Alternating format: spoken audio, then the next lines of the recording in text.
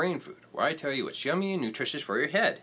Today I have a double review for you as I bring to you two short novels that made for excellent reads with great fun stories and good characters.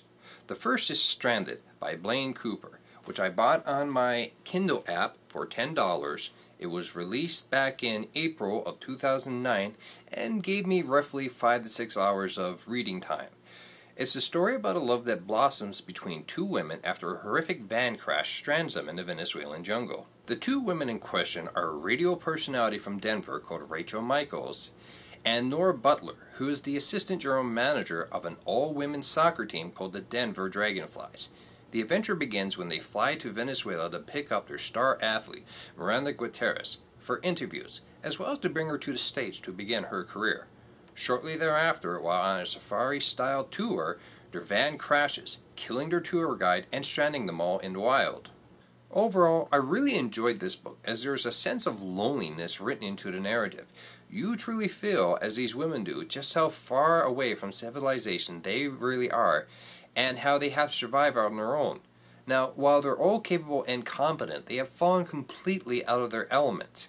As such, they run on emotional highs and lows just getting food and water to survive.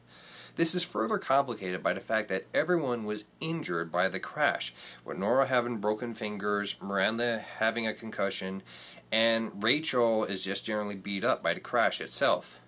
There is drama, to be sure, not only in the survival of these three in the wild, but in their personal lives as well. Rachel has recently finished divorcing her husband, who she admits made a better friend than a husband. She also wants to spread beyond the role of a radio personality on a show that she still works on with her former husband. This is how she comes to land the job of a color commentator for the Denver Dragonflies. Then there's Nora, who is in a complicated relationship with the son of the owner of the Denver Dragonflies, William Dane, especially when you discover that she's gay. You see, William acts as a beard for Nora. And for those of you not in the know, beard is a term for a man or woman who acts as a cover for their gay friend, helping them to appear straight to others.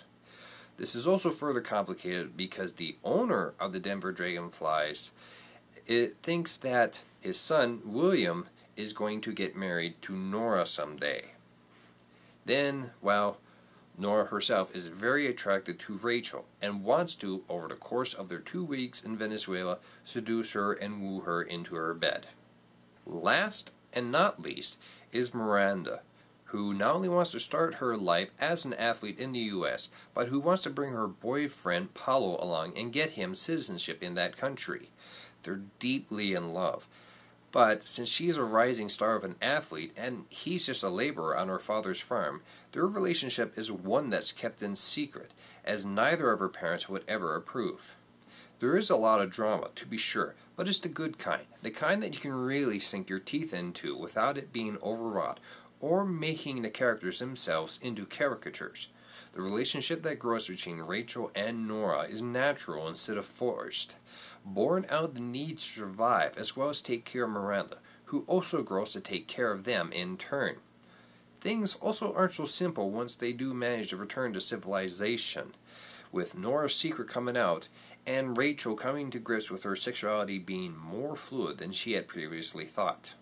What also helps to keep the drama from being too overwrought is the humor, which is sprinkled about the story in appropriate places and helps to relieve the tension.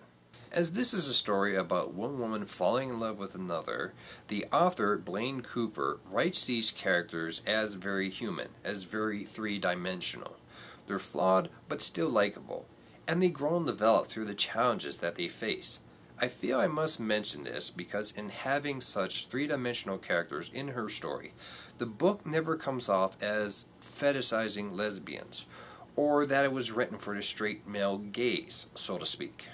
It's a fun, dramatic adventure of survival, and in the end, it's worth all the money that you pay for it. It's definitely a must-buy. The second book I have here today is The Sublime and Spirited Adventure of the Original Sin. Written by Colette Moody and released in March of 2009, I paid about $10 on my Kindle app for it, and I got roughly 6 to 7 hours of reading time out of it.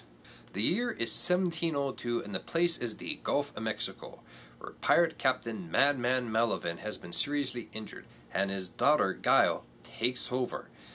Her first duty is to send some men out to retrieve a doctor to tend to their wounded after a vicious British attack. However, they return not with a doctor, but with an exceptional town seamstress called Celia Pierce. From there on in is adventure on the high seas, as Guile works to prove herself not only as a worthy replacement for her father and as a good captain to her crew, but also to win Celia's heart. Part of the charm of the story is that there is no hatred directed at Guile for her love and wooing of women. On more than one occasion, the men under her command actually express envy at her ability to woo so many women, and then, later on, praise her skills as a kicker of asses and the leader of men. She uses her beauty and time with her wits to take out an opponent on more than one occasion, and she's skilled in the use of guns and swords. In short, she cuts a fine figure as a captain.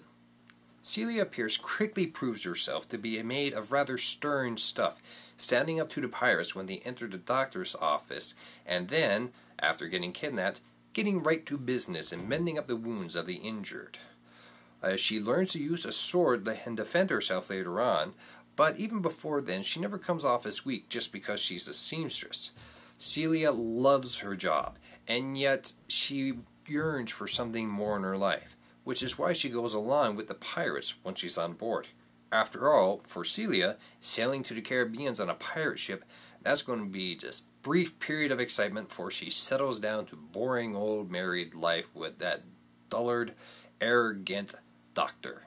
Guile, being a good, honorable pirate, promises to return Celia, but a chance encounter with a gypsy leads to even more adventure for the seamstress, as well as doctors, danger, dueling ship cannons, and love.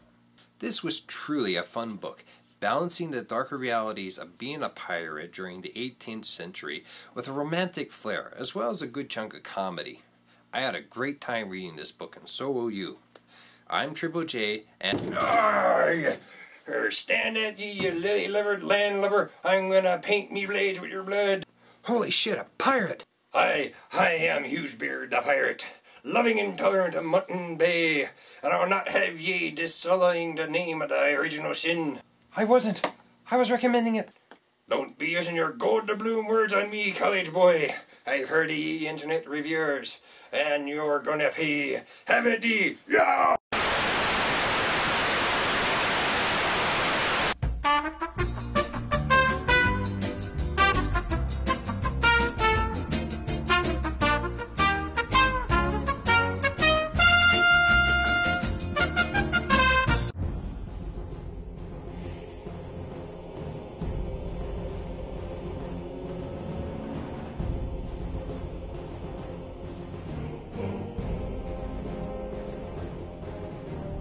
Shiver my timbers, shiver my soul, yo-ho-heave-ho. There are men whose hearts are as black as coal, yo-ho-heave-ho.